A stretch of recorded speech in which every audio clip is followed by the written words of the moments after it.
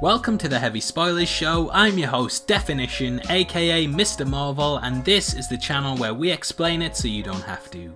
Avengers Endgame is the perfect way to end the last 11 years of the MCU. Its finale brings together the entire ensemble of Marvel characters in an epic showdown against the Mad Titan Thanos. Though the film feels pretty fitting in its final few moments, there actually was an original ending that saw a slightly different send-off for one of our heroes, and throughout this video I'll be breaking down everything that you need to know about the first cut of the movie. This is full spoilers ahead, so if you haven't seen Avengers Endgame yet, then I highly recommend that you turn off the video now, as we will be discussing one of the big moments in its last half hour.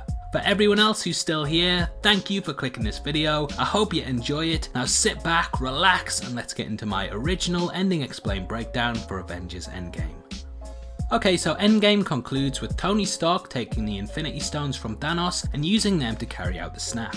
Though this defeats all of the villain's forces and dusts the antagonist as well, carrying out the snap causes Tony to critically damage himself. Whilst in the final cut, there is a flash of bright light and Tony is told that everyone will be okay before passing away. Originally, the Russo brothers, who directed the film, had the character transported to the Soul Stone dimension, similar to the scene from Infinity War where Thanos is reunited with a young Gamora. In the scene, Tony arrived there to find a teenage version of his daughter, who was played by none other than 13 Reasons Why star Katherine Langford. Langford's casting was quite heavily reported on throughout last year, but many were dismayed to see that she wasn't in the finished product. So we know for definite now that this is where she came into the movie. In a switch on Gamora, she told Tony that his sacrifice was worth it and that they were all going to be okay because of him. The Russos said that whilst this scene did work on paper, upon previewing it with test audiences, they found it confusing and didn't understand who this person was. Basically, imagine the Iron Man 3 Kid Saga all over again,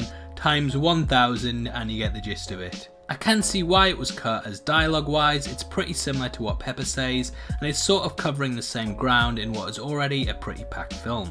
In addition to this, we do see young Morgan at the funeral after, so it does sort of bring more confusion into the film. Personally though, I would have liked to have seen it, as I think it's a pretty cool callback to Infinity War, and it showcases that Tony was happy with his decision, whereas you get the feeling that Thanos wasn't. Still, the send-off that we got was good enough, but it's nice to know that even beyond these movies, Morgan will be okay, which is of course what Tony wanted most of all.